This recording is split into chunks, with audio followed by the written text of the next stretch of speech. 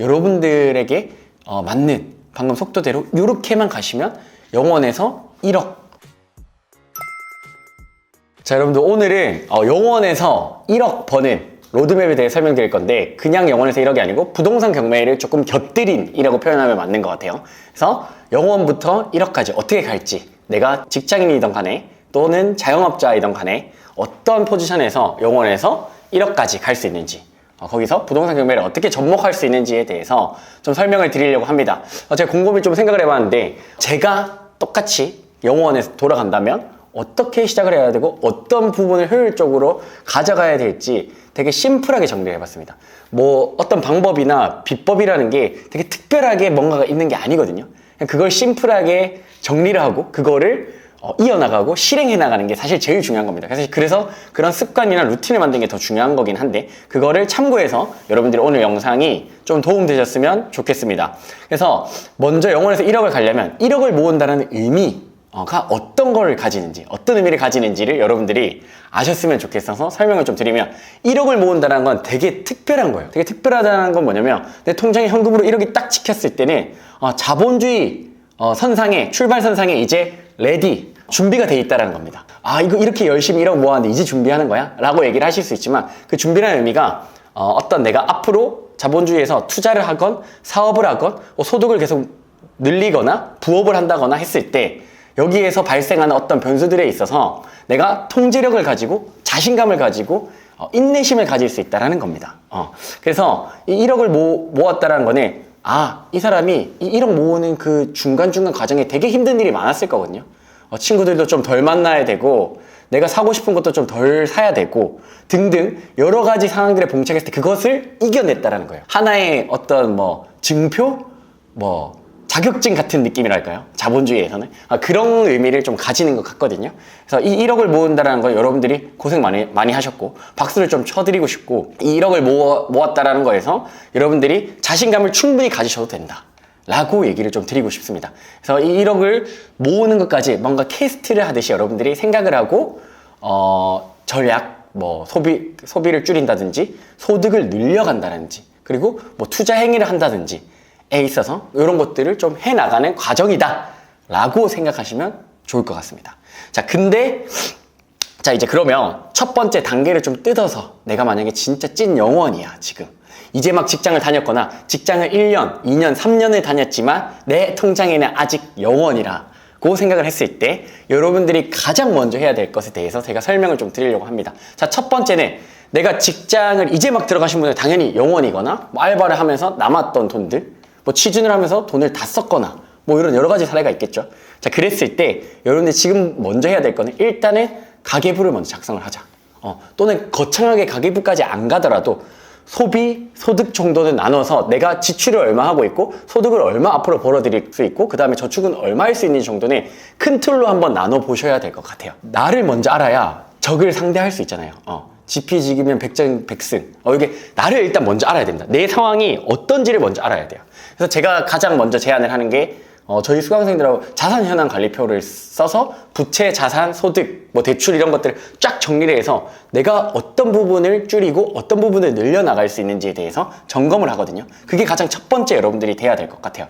그래서 기본적으로 일단 이렇게 시작을 하셔가지고 내 소득이 예를 들어 월 250, 그럼 소비는 월세 얼마, 생활비 얼마, 고정비 얼마, 등등 여러 가지 이제 각자 상황에 따라 있겠죠. 그것들을 쫙 정리를 해서 여기서 내가 아낄 수 있는 부분, 절약할 수 있는 부분 체크하고, 여기서 내가 늘려갈 수 있는 부분, 세금 공제를 받는다든지 등등 여러 가지들을 여러분들이 쫙 정리를 하세요. 그렇게 해야만 나중에 내가 돈을 1억을 모으든 5천만 원을 모으든 3천만 원을 모으든 그때 돼서 뭔가 조그만하게라도 투자할 수 있는 포지션을 정리를 할 수가 있어요.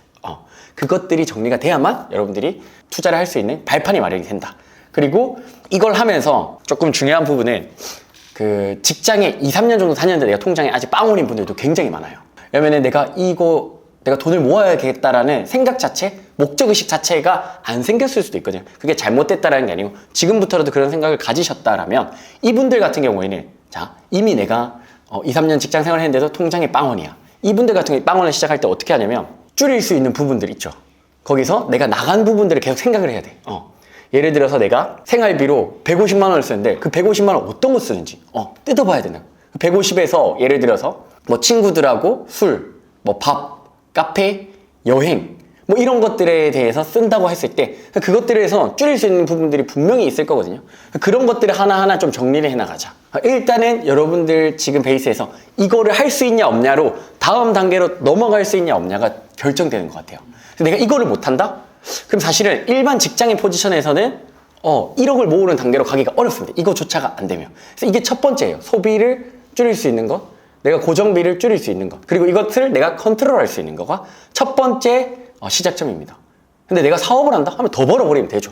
근데 그게 아닌 포지션에서는 어떻게 한다? 이 소비를 줄이고 지출한 걸 통제하는 것부터가 시작이에요. 이걸 못하겠다 하면 다음 단계로 넘어갈 수가 없습니다. 그래서 꼭 이거를 점검을 하시고 줄여보시길 바랍니다.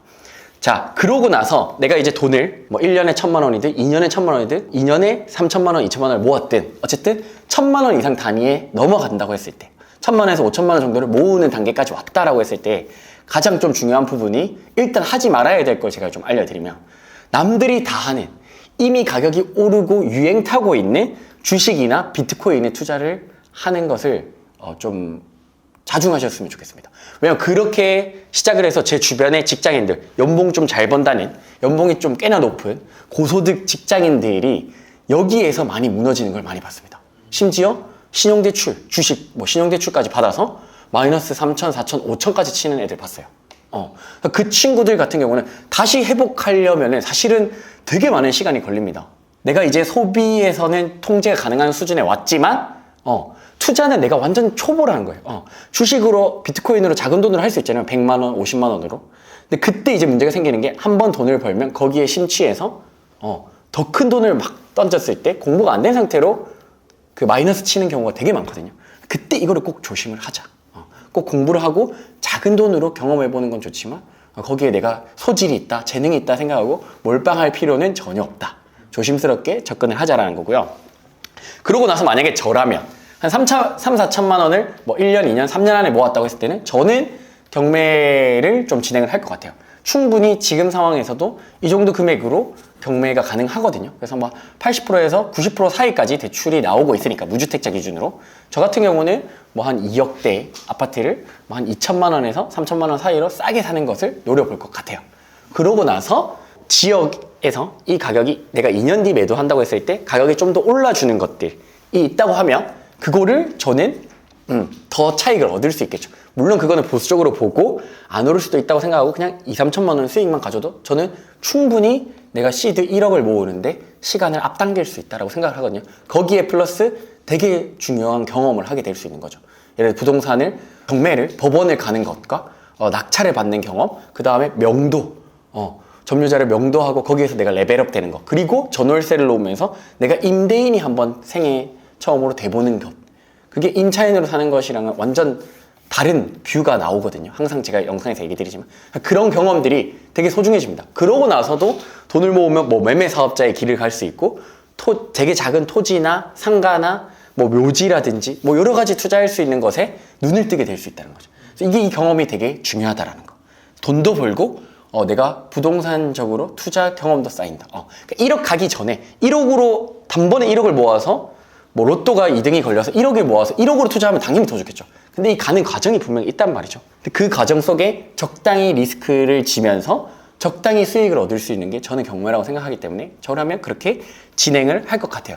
그렇게 단계에 넘어서면은 주식이든 비트코인이든 작은 돈으로 경험을 해보고 두 번째 3천만 원에 4천만 원 정도 모였을 때 내가 부동산 경매로서 투자 경험을 쌓고 수익도 얻을 수 있는 방법을 고민해 볼 것 같습니다. 물론 여기에는 모든 리스크가 있습니다. 그렇기 때문에 내가 공부를 좀 치열하게 해야 되고 뭐 책도 읽어야 되고 강의도 뭐 들으면 들을 수 있고 블로그나 카페 글들을 굉장히 익숙해지고 친해져야 돼요. 그 과정 없이 무턱대고 아무거나 사라고 하는 건 절대 아닙니다. 그래서 그것들을 여러분들이 참고를 좀 해주셨으면 좋겠고, 그러고 나서는 어떻게 돼요? 그 다음부터는 내가 눈이 뜨는 거예요. 주식이 맞는지, 비트코인이 맞는지, 부동산이 맞는지, 아니면 부동산 경매가 맞는지, 아니면 갭 투자가 나한테 맞는지 등등, 또는 아니면 상가가 나한테 좀 더 맞을 것 같아. 이런 나에게 어울리는 옷을 찾아가는 과정이라고 보시면 됩니다. 그래서 그것들을 여러분들이 이거 돈을 종잣돈을 불려가면서 투자도 해가면서 무리하지 않게 그거를 맞춰갑니다. 그러면서 하면은 각자 소득과 투자 수익에 따라 다르겠지만 1억을 모으는 시기가 앞당겨지고 그게 뭐 3년이 될 수도 있고 4년이 될 수도 있고 누군가는 1, 2년 만에 될 수도 있는 거예요. 누구는 5년이 걸릴 수도 있고. 근데 그게 각자 속도대로 가셨으면 좋겠습니다. 제가 예전에는 이게 정답이야 라고 얘기를 많이 했었는데 좀 넓게 볼 필요가 있을 것 같아요. 누군가에게 이 속도가 맞는 게 있을 수 있고 이 속도가 정답일 수도 있을 수 있거든요.